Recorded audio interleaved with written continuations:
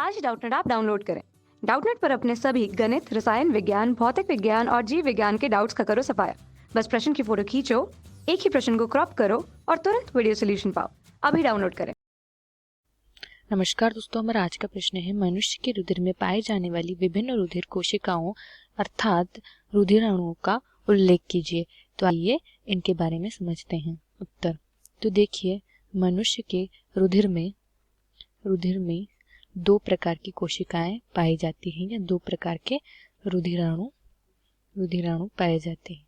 एक श्वेत रक्त कोशिकाएं और दूसरी होती है लाल रक्त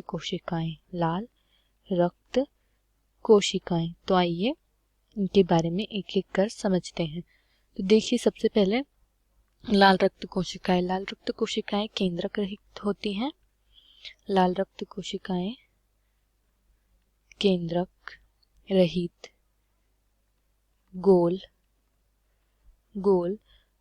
एवं उभयावतल होती है। ठीक है, यह गोल होती है, उभयावतल होती है, इनमें केंद्रक नहीं होता है। और इनमें क्या पाया जाता है? इनमें लोहयुक्त यौगिक पाया जाता है। लोहयुक्त यौगिक पाया जाता है जिसे क्या कहते हैं?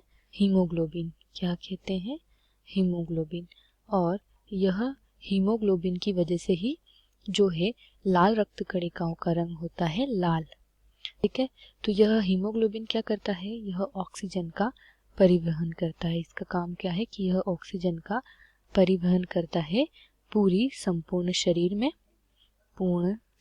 में और यह ऑक्सीजन के साथ मिलकर एक यौगिक बना लेता है जिसे क्या कहते हैं? ऑक्सी हीमोग्लोबिन, जो कि किसके द्वारा जुड़ा होता है? निर्बल बंध द्वारा जुड़ा होता है। और यह कोशिकाओं में जाकर इस ऑक्सीजन को क्या कर देता है? मुक्त करता है, ताकि कोशिकाएं इस ऑक्सीजन का उपयोग कर ऑक्सीकरण द्वारा ऊर्जा उत्पन्न कर सके तथा उनके कार्यों को संपन्न कर सके। तो यह होता है हीमोग्लोबिन।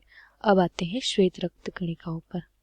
श्वेत रक्त कोशिकाएं।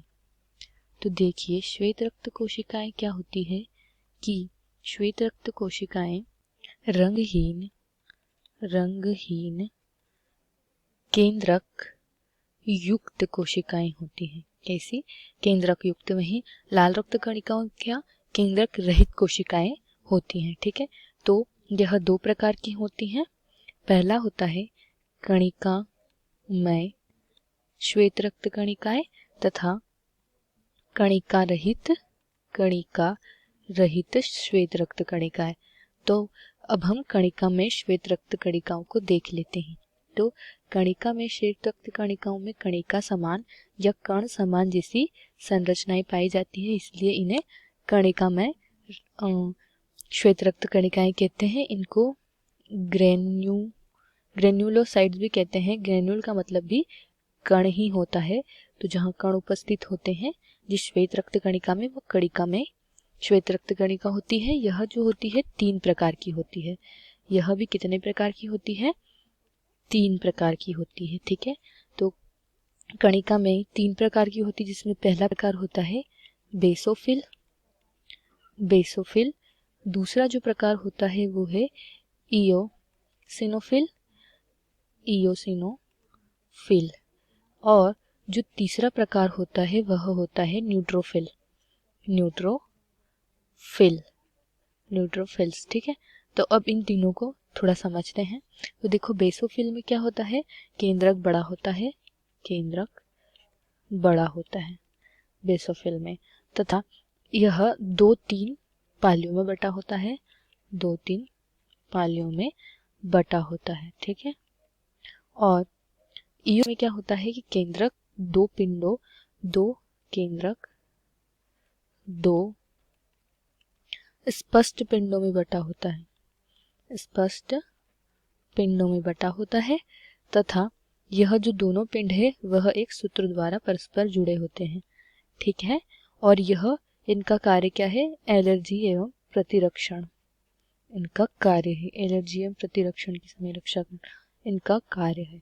फिर आता है न्यूट्रोफिल्स। न्यूट्रोफिल्स क्या होती हैं कि इनमें जो केंद्रक है वह 2 से 5 भागों में बटा होता है। 2 से 5 भागों में बटा होता है। ठीक है, केंद्रक कितनी भागों में बटा होता है? 2 से 5 भागों में बटा होता है तथा यह परस्पर एक सूत्र द्वारा जुड़े होते हैं एवं इनका कार्य क्या होता है? यह भक्षकाणु की तरह कार्य करते हैं, यानी यह रोगाणुओं का क्या करते हैं? भक्षण करते हैं। तो यह हो गए 3 प्रकार किसके? कणिका में श्वेत रक्त कणिकाओं के। अब दूसरी होती है कणिका रहित श्वेत रक्त कणिकाएं। तो कणिका रहित श्वेत रक्त कणिकाएं कितने प्रकार की होती हैं? यह होती है 2 प्रकार की, जिसमें आती हैं लिम्फोसाइट्स। कितने प्रकार की होती है? यह 2 प्रकार की। ठीक है, 2 प्रकार। तो लिम्फोसाइट्स तथा दूसरी होती है मोनोसाइट्स। ठीक है, मोनोसाइट्स।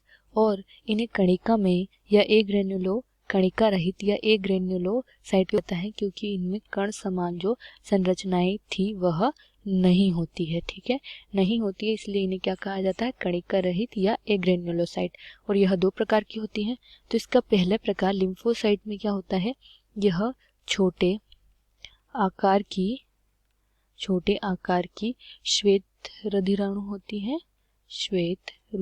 होती हैं तथा इनका कार्य क्या होता है कि यह प्रतिरक्षी का निर्माण करती है। कार्य क्या होता है? प्रतिरक्षी का निर्माण करती है। ठीक है, अब हम आते हैं दूसरे प्रकार पे, जो है मोनोसाइट्स। तो मोनोसाइट क्या होती हैं? ये बड़े आकार की कोशिकाएं होती हैं। ये बड़े आकार की क्या होती है? कोशिकाएं होती है। कौन सी? श्वेत रुधिराणु या श्वेत रक्त कोशिकाएं होती है। और इनका कार्य क्या होता है? यह भक्षकाणु की तरह कार्य करती है। भक्षकाणु यानी कि यह रोगाणुओं का भक्षण करती है तथा शरीर को रोगों से सुरक्षा प्रदान करती है। तो यही समाप्त होती हैं हमारी सारी कोशिकाएं, जो रक्त की कोशिकाएं होती हैं, रुधिराणु होती हैं। तो हम यही हमारा प्रश्न भी समाप्त होता है। आशा करती हूँ आपको यह प्रश्न समझ आया हो। इस वीडियो को देखने के लिए धन्यवाद। कक्षा 6 से 12वीं से लेकर नीट, IIT, JEE वो एडवांस के लेवल तक 1 करोड़ से ज्यादा छात्रों का भरोसा। आज ही डाउनलोड करें डाउटनेट ऐप या व्हाट्सएप करें अपने सारे डाउट्स 8400 400 400 पर।